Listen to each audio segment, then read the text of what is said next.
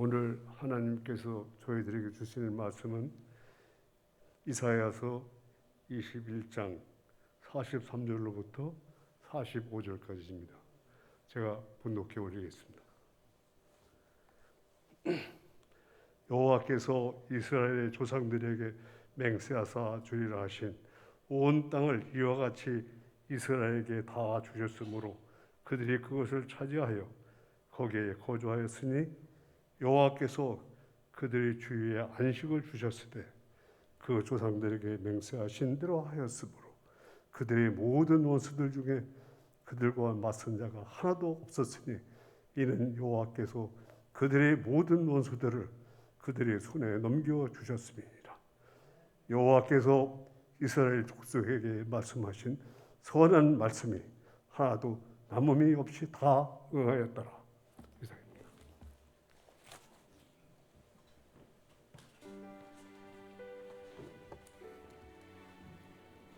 네, 이 시간 우리 교회 공동기도 제목으로 함께 기도하겠습니다. 하나님께서 우리에게 주신 약속을 굳게 믿는 믿음 가운데 살아가는 우리가 되게 해달라고 기도하시기 바랍니다.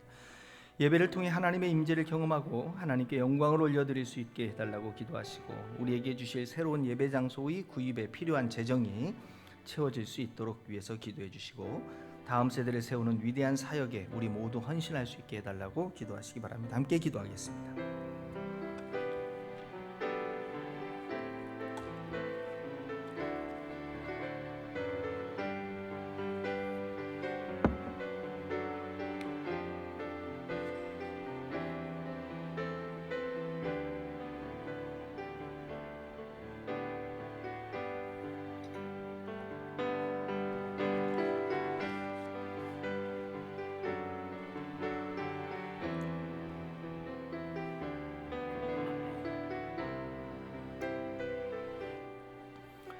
하나님 감사합니다. 이제 하나님께서 우리에게 주신 그 말씀을 듣길 원합니다. 이 말씀을 통해서 하나님께서 우리에게 무엇을 원하는지에 대한 분명한 깨달음을 갖게 하시고 또 이 말씀을 통해서 하나님 우리에게 살기를 원하는 그 말씀대로 순종하는 삶을 살 수 있도록 주님 도와주시며 또 이 말씀을 통해서 우리가 새롭게 변화되고 새로워지며 또 하나님께 영광 올려드리는 복된 삶을 살 수 있도록 주님 도와주옵소서. 오늘도 전하는 이 듣는 이 모두 성령의 충만함으로 덧입혀 주시고 또 우리에게는 말씀의 깨달음을 더하여 주옵소서. 예수님의 이름으로 기도합니다. 아멘. 오늘은 약속을 바라보는 자들이 되라 하십니다 라는 말씀으로 함께 하나님의 말씀을 증거하려 합니다. 오늘 우리가 읽었던 본문의 말씀은 여호수아 21장 43절로 45절까지의 말씀입니다. 근데 이 43절로 45절까지의 이 세 구절의 말씀이 여호수아 1장부터 시작해서 지금까지 우리가 읽어왔던 21장 42절까지의 모든 말씀을 한 줄로 다 요약해 놓은 내용입니다. 43절의 말씀은 13장부터 21장 42절까지 다룬 가나안의 땅의 분배에 대한 결론의 내용을 기록한 겁니다. 그리고 44절은 오히려 앞에 1장부터 12장까지 다룬 가나안 땅의 정복에 관한 그 내용을 한 줄로 지금 한마디로 요약해 놓은 겁니다. 그리고 이제 그 여호수아 1장부터 21장까지를 한 줄로 한 절로 다 요약을 해 놓은 다음에 45절은 바로 그 하나님, 그 신실하신 하나님에 대하여 그 약속을 이루신 신실한 하나님에 대한 이야기로 마무리를 하고 있는 겁니다. 자, 여호수아 21장 43절의 말씀을 보겠습니다. 여호와께서 이스라엘의 조상들에게 맹세하사 주리라 하신 온 땅을 이와 같이 이스라엘에게 다 주셨으므로 그들이 그것을 차지하여 거기에 거주하였다. 그래서 땅의 정복과 분배에 대한 모든 것들을 하나님께서 약속하신 것들을 하나님께서 지키셨고 하나님께서 다 이루셨다라고 말씀해 주는 거예요. 그러니까 땅을 분배받아 가나안 땅에 들어와서 분배받아서 각 땅에 이렇게 이들이 정착하게 된 것은 하나님께서 이스라엘 백성에게 하여 주겠노라라는 약속의 성취였다는 거예요. 그러니까 이스라엘 백성들이 기도 제목으로 그들이 400년 동안 막 기도해 와서 하나님 우리에게 가나안 땅을 주십시오, 가나안 땅을 주십시오 하고 기도해 왔던 기도의 제목의 응답이 아니라 이 약속은 하나님께서 먼저 이스라엘 백성에게 찾아와서 약속하시고 그리고 나서 하나님께서 이 약속을 이루신 거였다라고 우리에게 말씀하는 거예요.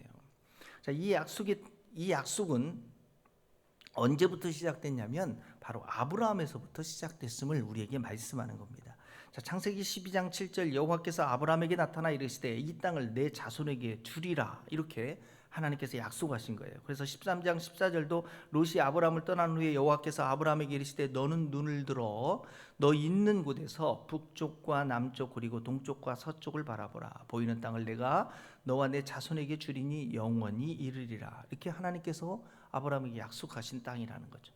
그런데 아브라함에게만 약속하고 끝난 것이 아니죠. 아브라함의 이제 그 자녀 이삭을 낳으니까 하나님께서 또 이삭에게도 동일한 약속을 해주십니다. 창세기 26장 2절을 보면 여호와께서 이삭에게 나타나 이르시되 애굽으로 내려가지 말고 내가 내게 지시한 땅에 거주하고 있어라는 거죠. 이 가나안 땅이죠. 이 땅에 거류하면 내가 너와 함께 있어 내게 복을 주고 내가 이 모든 땅을 너와 내 자손에게 주리라. 내가 내 아버지 아브라함에게 맹세한 것을 이루어 내 자손을 하늘의 별과 같이 번성하게 하며 이 모든 땅을 내 자손에게 주리니 내 자손으로 말미암아 천하 만민이 복을 받으리라 이렇게 말씀하죠. 그리고 나서 이제 이삭이 죽고 그리고 이제 야곱에게 또 하나님은 동일한 약속을 합니다. 창세기 28장 13절에 또 본즉 여호와께서 그 위에 서서 이르시되 나는 여호와니 너의 조부 아브라함의 하나님 이삭의 하나님이라. 내가 누워 있는 땅을 내가 너와 내 자손에게 주리니 내가 창세기 35장 12절이죠. 내가 아브라함과 이삭에게 준 땅을 내게 주고 내가 내 후손에게도 그 땅을 주리라 이렇게 말씀하십니다. 자, 이제 하나님께서 아브라함에게 그리고 이삭에게 그리고 야곱에게 약속했던 이 약속을 그냥 끝낸 게 아니라 이 약속은 또다시 모세에게까지 이어지고 있음을 보게 되죠. 출애굽기 6장 8절 내가 아브라함과 이삭과 야곱에게 주기로 맹세한 땅을 너희를 인도하고 그 땅을 너희에게 주어 기업을 삼게 하리라. 나는 여호와라 하셨다 하라. 자, 이 약속이 대대로 하나님에 의해서 시작된 이 약속은 계속 이어져 가고 있는 겁니다. 언제까지 이어지냐면 이것이 성취되어질 때까지죠. 자, 그래서 다시 마지막 이제 이 성취가 누구를 통해서 이루어지냐면 여호수아를 통해서 이루어지잖아요. 자, 여호수아에서 오는 거죠. 1장 3절부터 보겠습니다. 내가 모세에게 말한 바와 같이 너희 밟는 땅으로 너희 발바닥으로 밟는 곳은 모두 내가 너희에게 주었노니. 자, 이제 그죠, 과거 시제인 거예요. 아직 정복도 안 했는데 과거로 이제 주었다라고 말씀하는 겁니다. 곧 광야와 이 레바논에서부터 큰 강 유브라데강까지 해쪽 속의 온 땅과 또 해지는 쪽 대해까지 너희의 영토가 되리라. 그래서 강하고 6절에 담대하라. 너는 내가 그들의 조상에게 맹세하여 그들에게 주리라 한 땅을 이 백성에게 차지하게 하리라. 자, 우리가 이 성경 구절을 쭉 통해서 분명한 것을 확인할 수 있는 것은 뭐냐면 이 이스라엘 백성들이 가나안 땅을 차지하여 그들 자신의 기업으로 분배받을 수 있게 된 것은 하나님께서 이스라엘 백성들에게 가나안 땅을 주시겠다라고 그들에게 약속한 약속이 있었기 때문이라는 거죠. 그래서 우리가 어떠한 응답을 받는다라고 얘기할 때 성경을 전체적으로 보면 우리가 어떠한 응답을 받는다라고 이야기할 때 그 응답은 하나님으로부터 오는 거잖아요. 그러니까 응답을 받기 위해서는 무엇이 선행되냐면 하나님의 약속이 선행되어졌다라는 거예요. 그러니까 우리의 성경은 대부분 개인의 욕구를 들어서 하나님 앞에 기도했다기보다는 대부분 보면 하나님의 약속을 붙잡고 기도하는 경우가 많았습니다. 그래서 하나님의 응답을 우리가 얻으려면 하나님이 어떻게 약속하셨는지를 우리가 아셔야 돼요. 그걸 알아야 돼요. 그러니까 우리의 구원에 대한 약속도 마찬가지예요. 하나님께서 우리를 향한 구원의 계획이 없고 구원의 방법이 없는데 우리가 구원되지 않습니다. 하나님은 우리에게 구원의 계획을 가지시고 우리에게 구원을 약속하셨어요. 그래서 그 약속대로 우리가 기도하고 그 약속에 참여할 때 그 약속에 의해서 우리는 어떻게 돼요? 구원을 얻게 되는 겁니다. 그러니까 성경은 하나님께서 약속하지 않은 것들은 이루어지지 않아요. 우리가 병든 자가 낫게 되는 것도 성경을 통해서 하나님 우리에게 약속하셨어요. 병든 자에게 손을 얹고 기도한 적 나으리라 그랬고, 그죠? 주님께서 이사야에서는 채찍에 맞음으로 너희가 나음을 입었도다라고 약속을 하셨기에 그 약속을 근거로 성취되어지는 거죠. 그러니까 다시 말해서 하나님에 의해서 이루어지는 거지, 그게 우리가 막 원한다고 해서 그런 것들이 이루어지는 것이 아님을 알게 됩니다. 그래서 하나님의 응답받는 기도를 하려면 어떻게 하냐면 하나님의 약속이 무엇인지를 우리가 살펴보는 것이 더 우선순위가 될 수 있습니다. 근데 우리는 하나님의 약속을 그럼 어디서 확인할 수 있나요? 여러분, 하나님의 약속을 어디서 확인할 수 있어요? 그래서 이제 하나님의 약속을 위해서 하나님의 음성 듣기 뭐 이렇게 하잖아요. 하나님의 음성을 듣는 것이 약속한다라고 생각하잖아요. 그럼 여러분은 하나님의 음성을 어떻게 어디에서 듣고 계십니까? 이 음성 듣기가 어떻게 보면 참 이렇게 세미나나 어떤 유튜브에서 어떤 목사님들이 이야기하는 거나 아니면 주위에서 이렇게 이야기하는 것을 보면 참 다들 음성을 듣고 싶어 하는 것 같아요. 근데 듣는 방법을 모르니까 교회를 오늘 어저께 다닌 사람도 오늘 어떤 옆에서 음성 듣는다는 사람들 따라다니면서 그런 음성 듣기 훈련을 하고 막 그러는 것 같은데, 그게 하나님의 말씀의 음성 듣기가 훈련한다고 음성을 듣게 되고, 그것을 이렇게 생각하면 돼요. 내가 병든 자를 치유하는데 이게 하나님에 의해서 치유가 되는 건데 훈련한다고 치유가 됩니까? 이건 좀 이해가 안 될 것 같아요. 그럼 이렇게 해봅시다.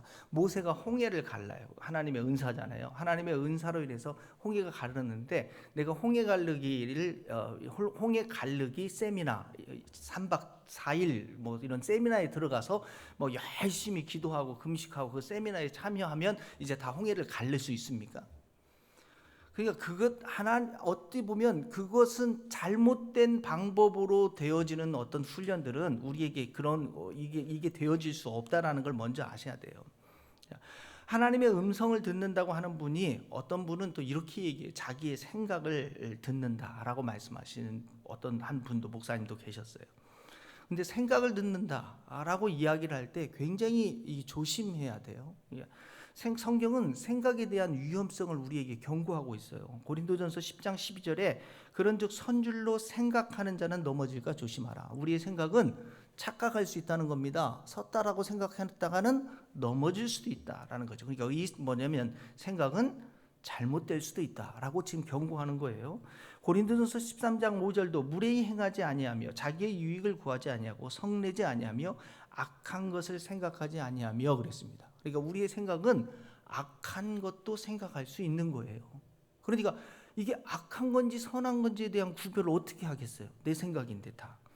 자, 고린도전서 13장 11절에 내가 어렸을 때 말하는 것이 어린아이와 같고 깨닫는 것이 어린아이와 같고 생각하는 것이 어린아이와 같다가 장성한 사람이 되어서는 어린아이의 일을 버렸다 그랬어요. 그럼 우리의 생각은 어린아이 쪽의 일을 생각할 수도 있는 거예요. 그러면 보세요. 악한 것도 생각할 수도 있고 자기가 섰다고 착각하는 생각도 할 수 있고 어린아이와 같은 생각을 할 수 있는 내가 이게 하나님의 음성인지 아닌지 어떻게 하겠어요? 이 생각으로 만일 하나님의 음성을 생각으로 듣는다라고 생각하면, 보세요. 이게 하나님의 음성이라면 분명히 그것은 반드시 이루어집니다. 왜냐하면 하나님은 실수하지 않으세요. 그리고 하나님은 반드시 자기 입에서 나간 말들은 이루신다라고 약속하고 계셔요. 그러니까 내가 음성을 들었는데 이루어지지 않았거나 잘못됐거나 잘못 이루어졌다면 그건 하나님의 음성이 아니에요.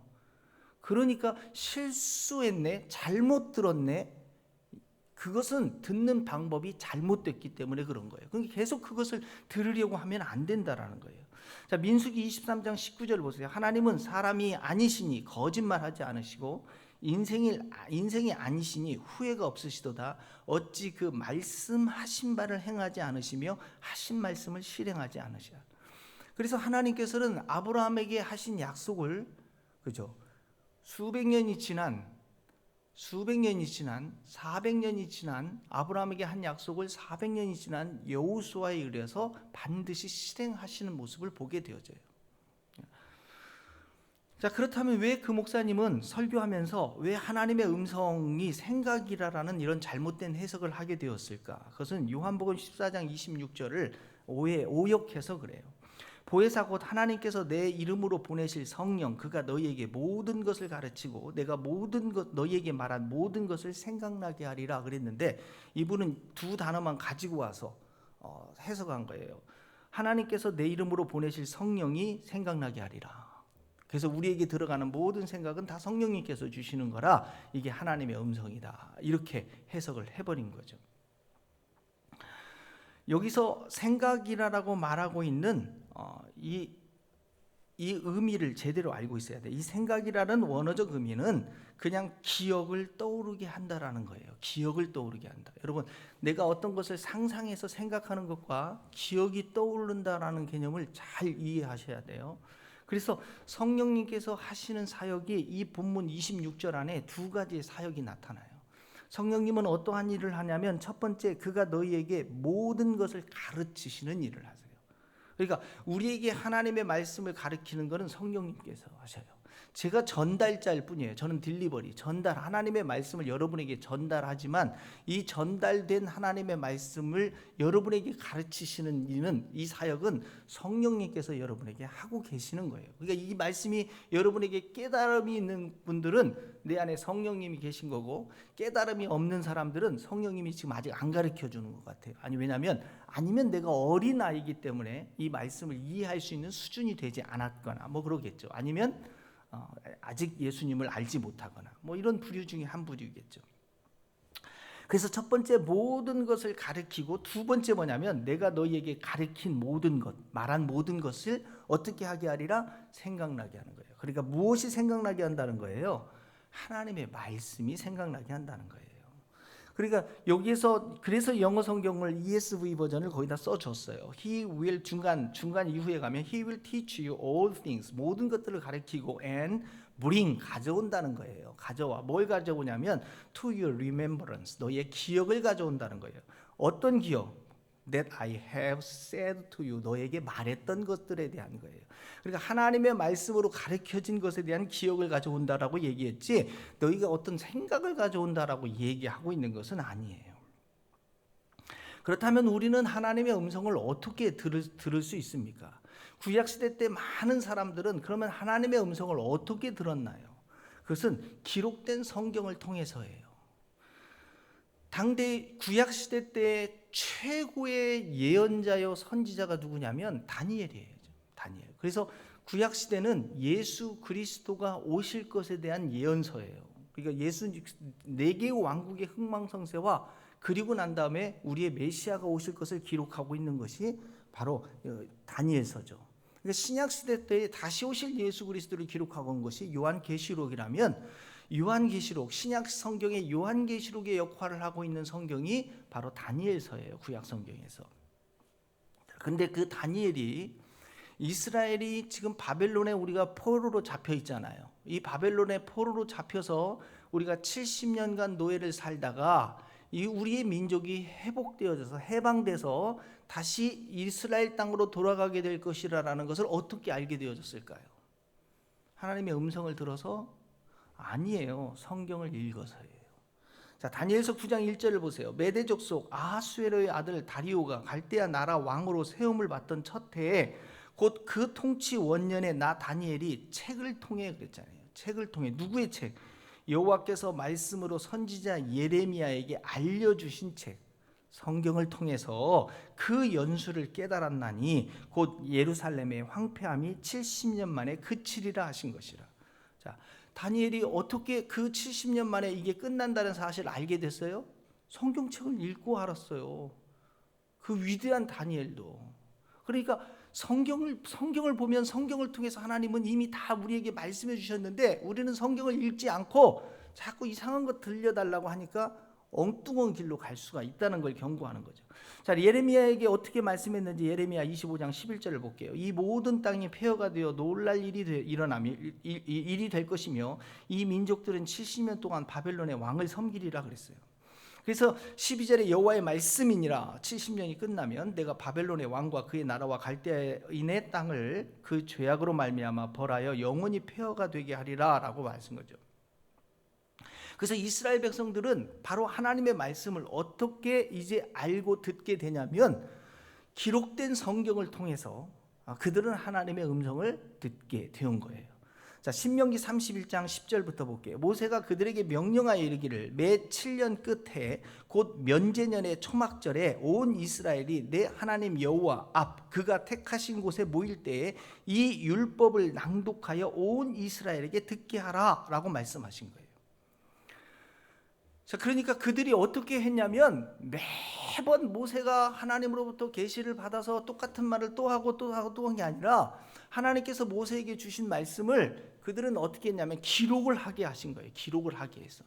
그래서 기록을 하게 해서 그 기록된 말씀을 어떻게 했냐면 읽어줬어요. 가르쳐 준 거예요.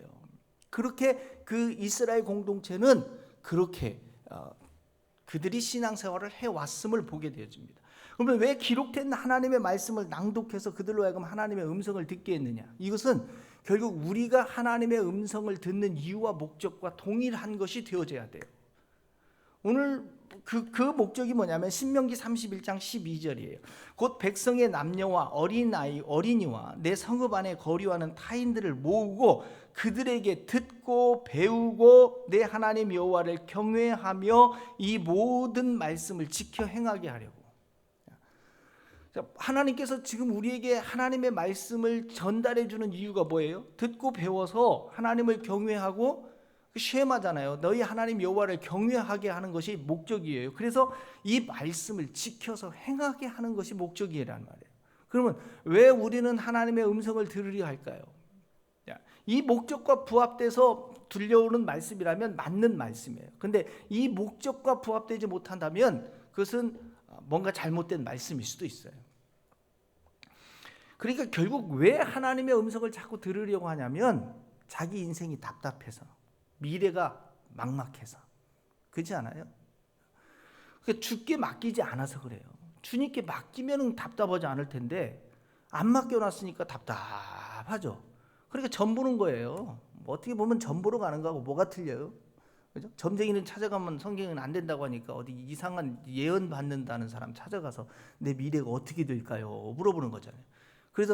그래서가 사울 왕이 죽었잖아요. 사무엘 불러내가지고 내 미래 어떻게 되냐 물어보다가 하나님이 하지 말라는 짓 했다고 그러잖아요. 하나님은 우리의 인생은 주께 맡기고 주님의 인도함을 받고 믿음으로 가라고 그랬지 언제 그렇게 가라고 한 적이 없어요. 그래서 하나님의 말씀을 그럼 기록해 놓은 이유와 목적이 뭐예요?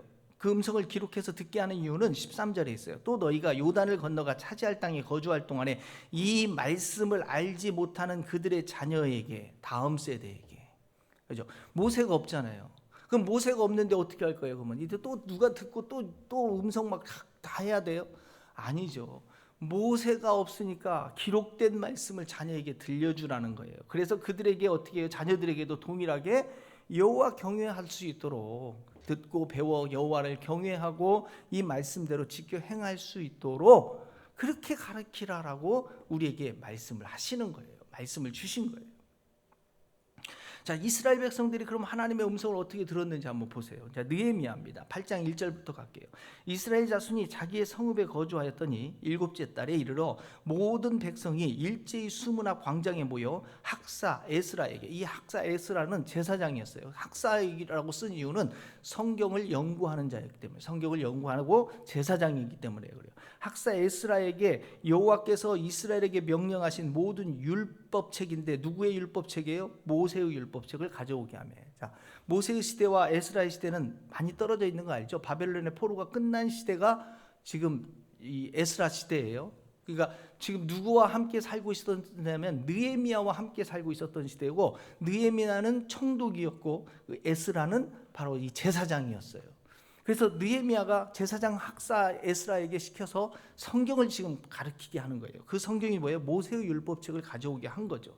그래서 일곱째 달 초하루에 제사장 에스라가 율법책을 가지고 회중 앞 곧 남자와 여자나 알아들을 만한 모든 사람 앞에 이르러 3절 수문 앞 광장에서 새벽부터 정오까지 남자나 여자나 알아들을 만한 모든 사람에게 앞에서 읽음에 뭇 백성이 그 율법책에 귀를 기울였는데 그때 학사 에스라가 특별히 지은 나무 강단에 서고 요즘 말하면 교회인 것 같아. 나무 강단. 우리 옛날에 보면 지금 이 크리스탈로 바뀌었는데 이 강대상을 나무로 만들었던 것이 아마 여기서 이 성경이 나무 강단이라고 하니까 나무로 특별 제작했던 것 같아요. 자, 이렇게 나무 강단에 서서 5절에 에스라가 모든 백성 앞에 위에 서서 그들 목전에 책을 펴니 책을 펼 때 모든 백성이 일어서니라.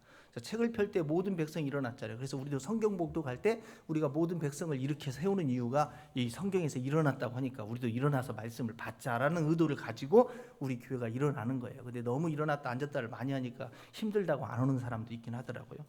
어쨌든 그래서 일어나 보는 거예요. 성경에서 말씀을 받을 때 일어났다고 하니까 우리도 한번 일어나 보자 그런 거죠. 그래서 8장 6절에 에스라가 위대하신 하나님 여호와를 송축하며 모든 백성이 손을 들고 아멘 아멘 하고 응답하고 몸을 굽혀 얼굴을 땅에 대고 여호와께 경배하니라. 자, 하나님의 말씀이 선포되니까 그 말씀을 받으면서 어떻게 받았어요? 아멘 아멘 하고 받잖아요. 근데 우리 교회는 좀 너무 조용한 것이 좀 흠이긴 해요. 어쨌든 아멘 아멘 하고 받았던 것처럼 아멘 아멘 해보세요. 네, 할렐루야.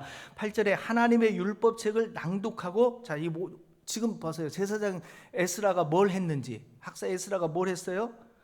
특히 제사장이라고 쓰기보다는 학사라고 쓴 것은 성경을 가르치기 때문에 아마 했던 것 같아요. 지금 제가 하고 있는 일을 하고 있잖아요. 보세요. 8절에 하나님의 율법책을 낭독하고 그 뜻을 해석하여 백성들에게 그 낭독하는 것을 다 깨닫게 하고 있었잖아요. 이게 바로 이게 예배, 이들이 드렸던 예배의 방식을 그대로 우리가 취해서 지금 제가, 그렇죠, 여러분에게 성경을 해석해주고 여러분에게 깨닫게 하기 위해서 지금 하고 있는 거예요. 그래서 9절에 백성이 여호와의 율법의 말씀을 듣고서 다 어떻게 했어요? 울잖아요. 좀 울어보세요. 그래서 여기다 총독 느헤미야와 제사장 겸 학사 에스라가 백성을 가르치는 네윗 사람들이 모든 백성에게 이르기를 오늘은 너희 하나님 여호와의 성일이니 슬퍼하지 말고 울지 말고, 자, 너희의 회개하고 잘못된 것들이 있지만 그래도 우리가 성일로 모였으니까 너무 이제 그만 울지 말고 이제 기뻐하자라고 지금 권면하는 거잖아요. 그래서 10절에 느헤미야가 또 그들에게 이르기를 너희는 가서 살찐 것을 먹고 단 것을 마시되 준비하지 못한 자에게는 나누어 주고 이날은 우리 주의 성일이니 근심하지 말고 여호와로 인하여 기뻐하는 것이 너희의 힘이 되니까 기뻐하고 즐겁게 우리가 예배하자라고 권면하는 거예요. 그냥 도살장에 끌려온 사람처럼 여기 끌려오지 마시고 오늘 예배에 와서 성일이니까 같이 하나님 앞에 기뻐하는 이 예배의 자리가 되라. 여호와를 기뻐하는 것이 너희의 힘이 된다라고 지금 권면해 주는 겁니다. 그래서 8장 12절에 모든 백성이 곧 가서 먹고 마시며 나누어 주고 크게 즐거워하니 이는 그들이 그 읽어준 말을 밝히 알미라. 하나님의 말씀을 그렇게 그들은 배우고 음성을 듣고 하였던 것이었음을 우리에게 가르쳐 주는 거예요. 구약에서부터 이렇게 이미 그렇게 가르쳐 주고 있었잖아요. 요즘 코로나 때문에 가서 먹고 마시고 이것을 못해서 지금 안타까운 것 중에 하나가 있긴 하지만 빨리 코로나가 끝나서 우리도 가서 먹고 마시고 나눠주고 즐거워하는 그런 시간들이 있어야 할 것 같아요. 자, 이러한 하나님의 말씀들이 그때부터 이렇게 전수되어지고 이렇게 전파되어졌음을 우리에게 지금 알려주고 있는 거예요. 그죠? 그러니까 하나님의 말씀이 하나님이 택한 한 사람을 통해서 기록하게 했고 그 기록한 것을 또 다른 사람한테 또 말해주고 또 말해주고 또 말해주고 했던 방식이 아니라 하나님의 한번 했던 말씀은 하나님께서 기록하게 해서 왜 기록시켰냐면 다음 세대에게, 알지 못하는 사람에게 또 가르치고 가르치려고 하기 위해서 그런 거예요. 그래서 하나님의 말씀은 가르쳐져 왔던 거라는 걸 잘 아셔야 돼요. 그래서 예레미야 36장부터 보겠어요. 너는 두루마리 책을 가져다가 내가 내게 말한 날 곧 요시아의 날로부터 오늘까지 이스라엘과 유다와 모든 나라에 대하여 내가 내게 일러준 모든 말을 거기에 기록하라. 자, 하나님께서 예레미야에게 이제 내가 너에게 말한 것을 기록하게 한 거예요.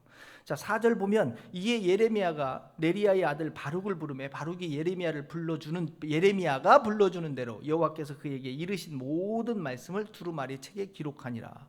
자, 하나님께서 예레미야에게 말씀하셨고 그 예레미야에게 말씀하신 것을 바룩이 지금 대서하고 있는 모습을 보게 돼요. 성경의 기록들이 대부분 그렇게 되어졌죠. 하나님께서 사도 바울에게 말씀하신 것을 사도 바울이 기록하거나 또는 사도 바울이 눈이 좋지 않았을 때 다른 사람을 시켜서 자기가 불러주고 기록하게 한 것들이 신약 성경으로 오늘 자리 잡고 있잖아요. 그런데 문제는 36장 5절이죠. 예레미야가 바룩에게 명령하여 이르되 나는 붙잡혔으므로 여호와의 집에 들어갈 수 없으니, 지금 자기가 포로가 돼서 잡혀 있는 상태였던 것 같아요. 어디 감옥에 있었던. 그러니까 6절에 뭐라고 얘기해요? 네가 들어가라는 거죠. 내가 말한 대로 두루마리에 기록한 여호와의 말씀을 금식일에 여호와의 성전에 있는 백성의 귀에 낭독하고 유다 모든 성읍에서 온 자들의 귀에도 낭독하라. 자, 모든 여기에 있는 사람뿐만 아니라 모든 모여 있는 사람들에게 예레미야가 하나님으로부터 직접 받았던 말씀이지만, 이 말씀을 자기가 직접 지금 전할 수가 없어요. 자기가 갇혀 있는 상태니까. 그러니까 바로 네가 가서 대신 이 말씀을 낭독해 줘라라고 말씀하는 거예요. 그러니까 지금 우리 손에 있는 이 들려있는 성경이 모세께서 이 길을 기록하고 난 다음에 계속 그 후대로 와서 지금 우리 동탄 지구촌교회 국진호 네가 가서, 자, 나는 다 죽었고 천국에 가 있으니까 네가 살아있으니까 살아있는 동안은 이 말씀을 너희 백성들에게, 모여있는 자들에게 지금 낭독해 줘라, 이렇게 하고 있는 거와 똑같아요. 그러니까 우리가 이 말씀을 어떻게 받아야 돼요? 하나님의 말씀으로 받아야 한다는 말이 바로 거기에 있는 거예요. 그래서 예레미야 36장 7절 그들이 여호와 앞에 기도를 드리며 각기 악한 길을 떠나리라. 그렇죠? 우리가 이 말씀을 받았으면 어떻게 돼야 돼요? 하나님 앞에 회개하며 우리의 악한 길을 떠나야 하잖아요. 그래서 36장 8절 네리야의 아들 바룩이 선지자 예레미야가 자기에게 명한 대로 하여 여호와의 성전에서 책에 있는 여호와의 모든 말씀을 낭독하였다. 그래서 저도 지금 여러분에게 이 책에 있는 말씀을 지금 낭독해 주고 있는 거잖아요. 그래서 우리 교회는 어마어마하게 많은 성경 말씀을 주일마다 제가 이렇게 낭독해 드리고 있고, 여러분이 이 말씀을 통해서 하나님의 음성을 듣고 있는 거예요. 우리가 하나님의 음성을 들어야지 뭐 여기서 다른 쓸데없는 얘기하고 세상 얘기하고 즐거운 얘기 해봤던들 이 성전에 왜 모였습니까? 하나님의 음성을 들으려고 우리가 모였지, 뭐 세상 얘기에서 쌤이 유튜브 통해서 들을 수 있는 세상 많은 재미있는 이야기들, 막 재미있는 메신저들의 이야기들을 듣기 위해서 우리가 이 자리에 온 건 아니잖아요. 그들은 성경 얘기는 안 하잖아요. 재미있는 이야기는, 굉장히 유익한 이야기는 참 잘도 하지만, 그러니까 그런 이야기는 유튜브를 통해서 우리가 들을 수 있어요. 그러나 오늘 이 자리에 모인 것은 뭐예요? 하나님의 말씀을, 모든 말씀을, 그죠? 듣기 위해서 우리가 왔잖아요. 자, 이렇듯 하나님의 말씀은 모세 이전 시대까지, 아브라함부터 야곱, 이삭, 야곱에 이르러서 모세에 이르기까지는 이 하나님의 말씀이 구전되어 오다가 모세에 의해서 기록되기 시작되면서부터 구전이 사라졌어요. 기록물을 가지고 낭독해주기 시작했음을 우리는 보게 되어지는 거죠. 그러니까 이 낭독된 말씀들이 자녀를 통해서 전수되거나 이웃으로 전파되어졌던 것을 우리는 보게 되는 거죠. 그러니까 하나님의 음성이 그렇게 기록된 말씀을 통해서 우리에게 들려졌다면, 우리는 하나님의 음성을 듣기 위해서는 어떻게 해야 돼요? 성경의 말씀을 들어야죠. 읽어야죠. 읽기 힘들면, 듣고 싶으시면 요즘 오디오북 있잖아요. 오디오 다 들려줘, 막 읽어줘. 그죠? 그 틀어놓고 계시면 음성이 들려오는데 뭘 자꾸 어디서 눈 감고 이상한 걸 들으려고 하지 마시고 일단 얘부터 들으세요. 여기 말씀부터 들어보세요. 요즘 교회 안에서도 액트 29 해가지고 교회에다가 표어를 걸어놓고, 그리고 실제로 이런 주제로 설교하는 교회들이 종종 늘어나고 있어요. 이런 운동을 일컬어 신사도 운동이라고 얘기해요. 근데 교인들은 이게 무슨 운동인지 뭐 다 좋고 너무 좋고 막 이해가 되고 뭐 그럴 거라고 생각할지 모르지만, 이 운동의 의미나 취지는 정말 그럴싸해요. 그런데 이것을 신학적인 관점으로 정확하게 이해하지 못하는 사람들은 그렇게 혼돈할 수밖에 없는 거죠. 왜냐하면 보세요. 지금 이 시대에 성령 시대잖아요. 예수 그리스도께서 부활하고 난 다음에 성령이 이 땅에 오셨어요. 그 시대부터 지금까지 계속 성령님의 역사가 일어나고 있어요. 그러니까 성령의 시대죠. 그러니까 성령의 시대의 사도행전이라는 액츠라는 것은 우리나라 말로 번역할 때 액츠, 행전이라고 번역한 게 아니라 사도자를 붙여서 사도를 통해서 성령님의 일하시는 활동들을 기록해 놨으니까 액츠라고 썼는데, 원래 그것을 사람들은 이렇게 해석하잖아요. 우리나라 사람들이 이것은 사도의 행전이 아니라 성령님의 행전이니까 성령 행전이 맞다라고 얘기를 하는 거예요. 그래서 액츠, 사도행전은 지금도 성령의 지금께서 일하고 계시기 때문에 지금도 성령님께서 이 땅 가운데 역사하고 있으니까 사도행전은 28장에서 끝나는 것이 아니라 지금 29장도 쓰여지고 있다라고 아주 설득력 있게 얘기는 해요. 굉장한 설득력은 있어요. 그런데 문제가 뭐냐면 신학적으로 큰 오류를 범하는 거예요. 보세요, 여러분. 어떤 거에다가 뭔가를 더한다는 건 완전하지 않다는 거예요. 그렇지 않아요? 완전하면 더할 필요가 없죠. 사도행전 28장에서의 끝난 성경이 완전하지 못하기 때문에 29장이 필요한 거잖아요. 그들은 완전에 대한 생각을 갖고 있는 게 아니라 성령이 지금도 일한다라는 것만 이야기하는데, 그들이 신학적으로 뭘 잊고 있냐면 성경의 정경화 과정을 잃어버리는 거예요. 성경이 66권으로 딱 정경화 시켰다라는 것은 이것만이 오직 유일한 하나님의 말씀임을 이야기하는 거예요. 그러면 정경 속에 들어가지 못했던 그때 기록물들이 한두 개 있어요. 엄청나게 많은 기록물들이 있는데 정경화 작업에서 다 빠져버린 구약 캐톨릭 성경에 들어있는 외경이라는 것들을 보세요. 그죠? 그러니까 그들은 외경으로 취급한 거지 이것을 정경화 시키지 않았어요. 사도행전 29장으로 넣지 않았다라는 거예요. 결국 정경화 과정이라는 것은 결국 무엇을 하면 그것을 부인하는 것이 되는 거예요. 완전하지 못한 성경이 되는 거죠. 뭔가 불완전한 성경이에요. 그래서 계속해서 성경이 추가되어져야 한다라고 생각되고 있다라는 사실을 그들은 간과하는 거예요. 미처 생각해내지 못한 거죠. 그쪽에서도. 그래서 성경의 완전성이 성경의 불완전성을 이야기하고 있었다라는 사실, 그들은 성경의 불완전성을 이야기하고 있었다는 사실을 간과하지 못한 거예요. 왜냐하면 자신들의 것만 주장하다 보니까, 외치다 보니까. 성경의 기록은 누구에 의해서만 기록되냐면 오직 사도성을 인정받아야 하거든요. 성경의 정경화 과정은 사도성이 인정되어져야 돼요. 그래서 사도 바울의 성경에서 사도 바울이 사도였느냐 아니었느냐를 놓고 굉장한 논쟁이 이루어지잖아요.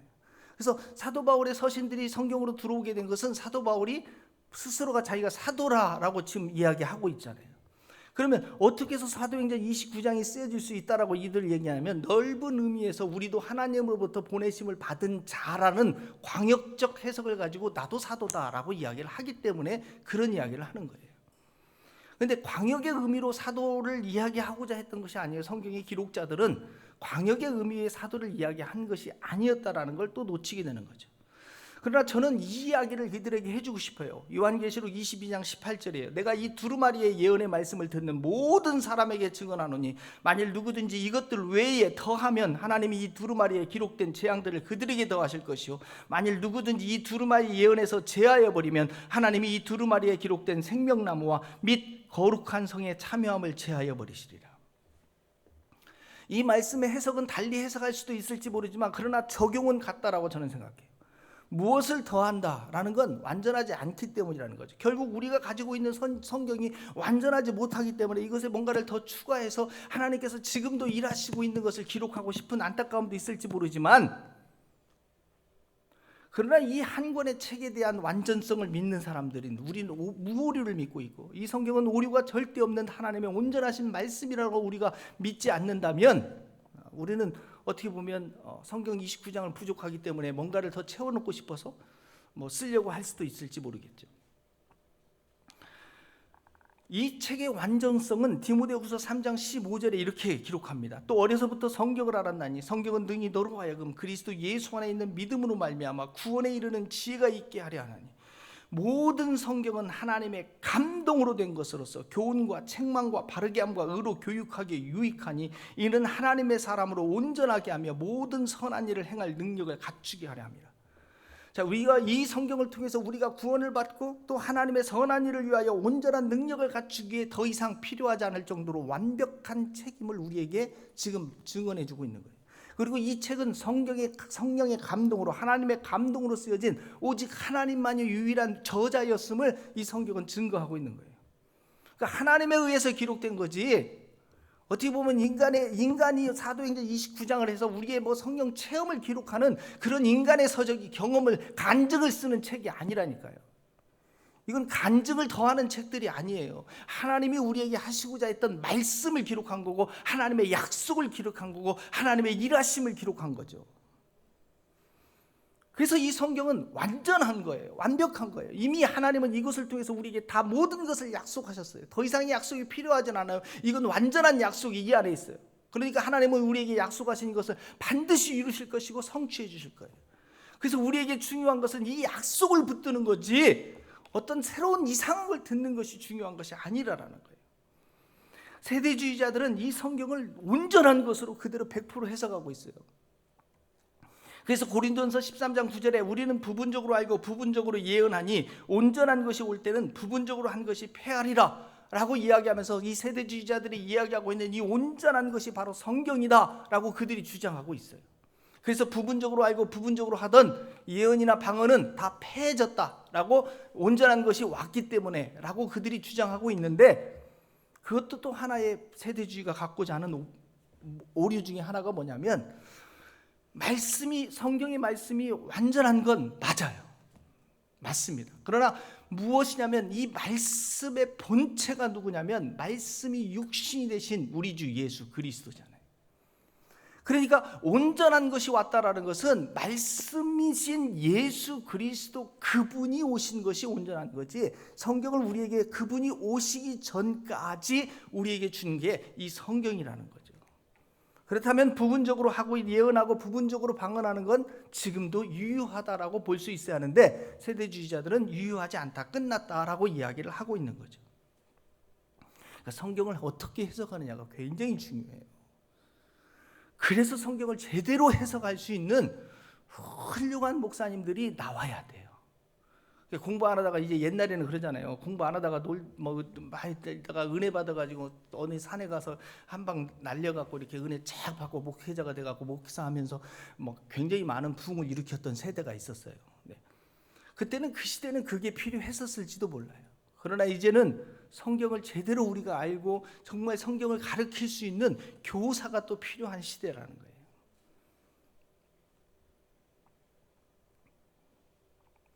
그러니까 하나님께서는 하나님께서 말씀하셨던 방법이 어떤 방법인지를 우리는 성경을 통해서 이제 확인할 수 있어야 돼요. 하나님께서는 한 사람을 부르셨고 그 사람을 통해서 수많은 사람이 있었지만, 그러나 하나님은 사도 바울이라는 한 사람을 택해서 하나님께서 그에게 영감을 주셔서 성경을 기록하게 하고 그 기록한 성경을 우리 손에 들리게 해줬다니까요. 우리에게 또 다른 걸 말씀해 주는 게 아니라 하나님이 사도 바울을 택해서 그렇게 해 주셨어요.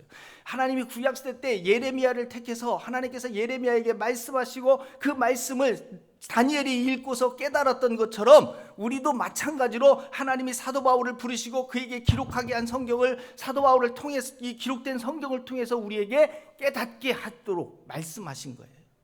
그래서 성경을 제대로 읽는 것이 더 중요하죠. 그래서 하나님이 말씀하신 모든 것들이 그대로 이루어진 거예요. 그래서 우리에게 있어서 중요한 것은 하나님이 무엇을 약속했는지를 찾는 게 중요하다니까요. 가나안 땅이 정복된 것은 뭐예요? 하나님이 그들에게 약속했기 때문에 그래요. 그러니까 그들이 왜 그러면 10명의 정탐꾼이 왜 그들은 그러면 그렇게 가나안 땅에 들어가기를 주저하고 두려워하였을까요? 바로 이 약속을 붙들지 않아서 그래요. 왜 우리의 삶 가운데도 우리가 신앙생활을 하면서도 왜 두렵고 왜 불안하고 왜 염려하고 계시나요? 약속을 붙들지 않은 거예요. 왜 여러분의 인생에 불안한 거예요? 제가 처음에 얘기할 때 그랬죠. 왜 음성을 듣고 싶어 하신가요? 인생이 답답하고 불안하고 되는 길도 없고 어떻게 할지 모르겠고, 그러니까 그렇잖아요.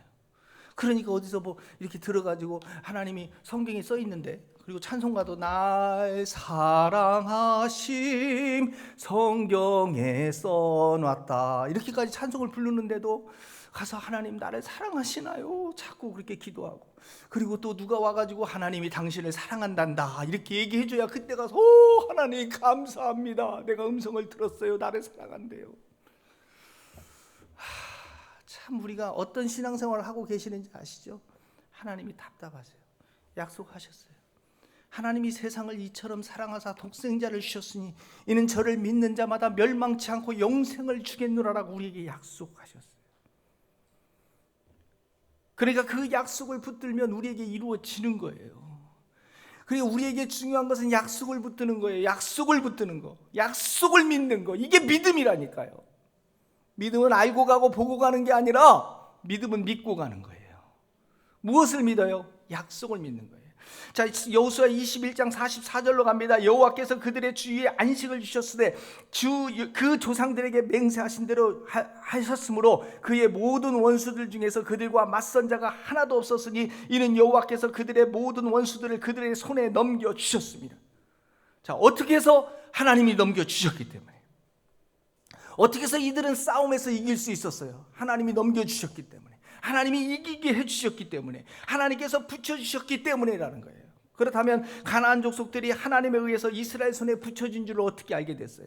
어떻게 그게 하나님이 나에게 주신 약속이라는 걸 알게 돼요? 뭐 특별히 예언 기도를 받아서 이게 하나님의 음성이야 하고 뭐 어떤 예언 기도를 받아서 어떤 음성을 들어서 아니라니까요. 제가 얘기했잖아요. 여러분이 계속 얘기했잖아요. 성경을 통해서요. 이게 66권을 우리에게 줬는데 약속을 줬는데 약속은 안 붙들고 어떻게 뭘 좋아하고 사람들이 참 뭘 좋아하냐면 송구영신 예배 때 집에 가면서 하나씩 뽑은 말씀 한 절만 갖고 하나님이 나에게 주신 말씀 이러고 66권 다 줬는데 다 버리고 오직 한 절만 나에게 주신 말씀 그걸 미신처럼 붙여놓고 살아요. 나머지 그럼 구절 어떻게 할 거예요? 나머지 약속은 다 어떻게 할 거예요? 하나님께서 우리에게 이 엄청난 성경을 통해서 우리에게 다 약속해 줬는데 이것은 안 붙들고 어디 누가 용한 사람 없나 찾아가가지고 그 사람의 머리 조아리고 말씀해 주옵소서 내가 듣겠나이다 오늘 가서 죽어라 그러면 어떻게 하려고요? 그런 걸 찾아다니고 있다니까요. 이스라엘 백성들이 하나님께서 내게 붙여줬다는 사실, 이 땅을 우리에게 주실 거라는 사실을 그들은 어떻게 알았나요? 음성을 들어서요. 하나님 내게 들려주옵소서. 이걸 먹을까요? 저걸 먹을까요? 하나님 일로 갈까요? 말까요? 그러고 있었나요? 아니잖아요. 하나님께서 여호수아를 통해서 말씀해 줬던 것, 하나님이 이 땅을 우리에게 주셨다라는 그 약속을 붙들고 나간 거잖아요. 하나님께서 약속을 주시고 붙들고 나간 거예요. 그들은 비록 무기에서 전략, 전술, 전략면에서 어떠한 면에서도 부족하기 이루 말할 수 없는 그런 민족이었음에도 불구하고 그들이 앞으로 나아갈 수 있었던 이유는 하나님의 약속을 붙들었기 때문에 그래요. 우리 또한 마찬가지예요. 이 세상에서 저들과 싸워 이길 수 있는 비결이 무엇인가요? 약속을 붙든 거예요. 약속을 붙든. 빌립보서 4장 13절도 내게 능력 주시는 자 안에서 내가 모든 것을 할 수 있다라고 약속하셨잖아요. 주님 안에 있으면 우리는 승리할 수 있어요. 하나님은 우리의 피단처시요 힘이시니 환난 중에 만날 큰 도움이라고 약속하셨잖아요.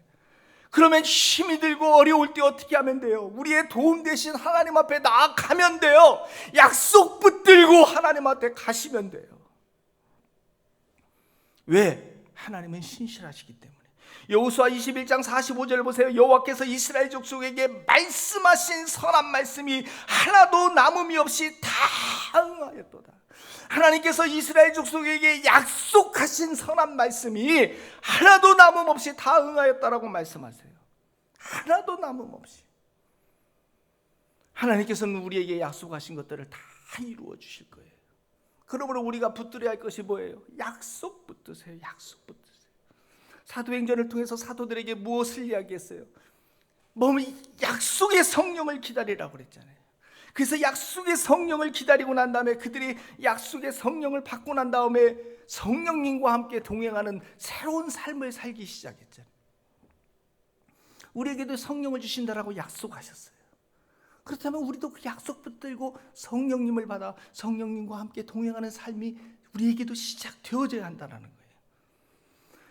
약속은 누구에게 그 시대 사람들, 사도시대 때 살았던 그 사람들에게만 한 것이 아니라 사도행전 2장 39절에 보면 이 약속은 너희와 너희 자손과 모든 먼데 사람 곧 우리 주 예수 그리스도 주 우리 하나님이 얼마든지 부르시는 자들에게 하신 것이라.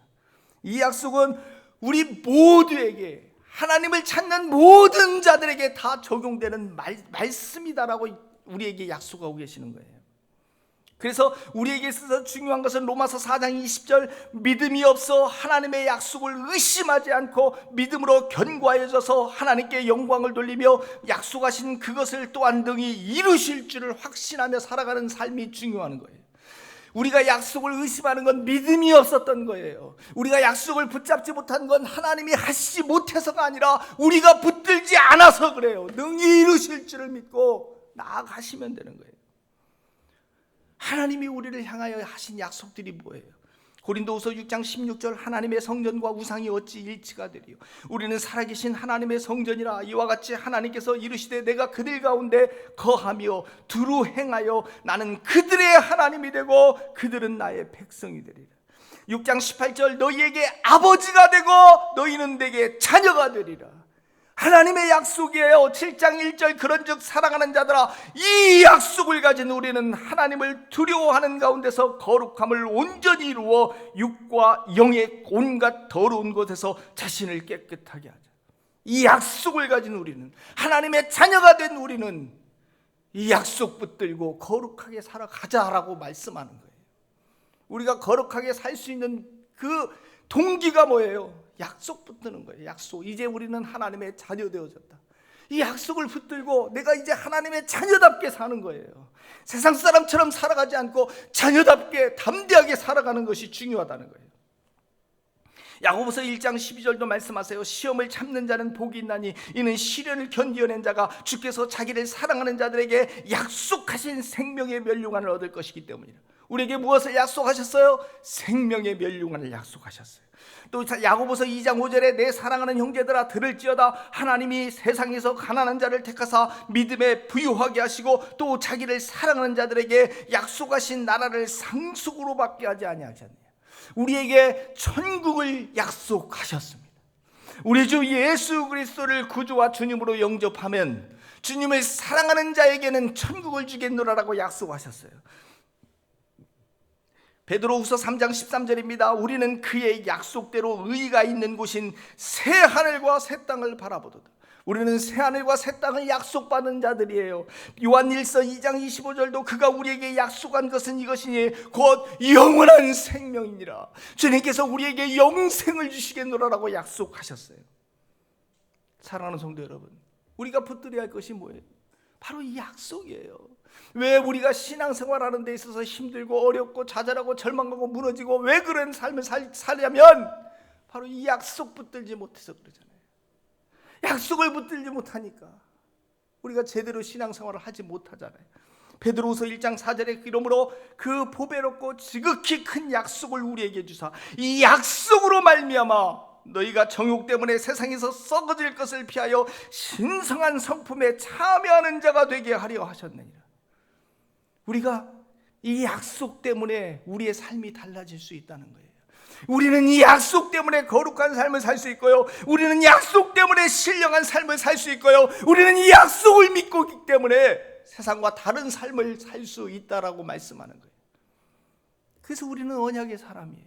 하나님의 약속을 받은 사람들이에요. 사랑하는 성도 여러분, 하나님은 반드시 우리에게 약속하신 건 하나님에 의해서 이루어질 거예요. 우리가 염려할 필요가 없어요. 걱정할 필요가 없어요. 왜냐하면 하나님이 약속하셨고 하나님은 그 약속을 반드시 이루실 것이기 때문에 그렇습니다. 이 시간 우리가 하나님 앞에 결단하며 기도하며 나아가기 원합니다. 우리가 신앙생활하면서 무엇을 붙들고 지금까지 신앙생활을 해왔는지, 내가 하나님의 음성을 듣는다 했는데 무슨 소리를 듣고 싶었는지, 성경은 그 모든 것에 대해서 우리에게 약속하셨어요. 우리가 듣고 싶었던 모든 소리는 성경을 통해서 이미 다 우리에게 약속해 주신 소리들이에요. 어떤 음성이 더 필요합니까?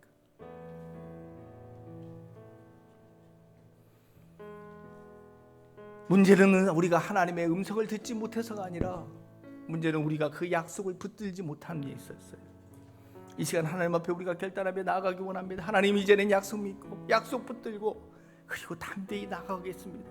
우리에게 힘을 주시고 우리를 도우사 우리가 강하게 하시고 우리가 담대하게 하시어 그 약속을 그 성취를 바라볼 수 있는 우리가 되게끔 도와주옵소서. 이 시간 주님 앞에 결단하며 기도하며 나아갑니다. 함께 기도하겠습니다.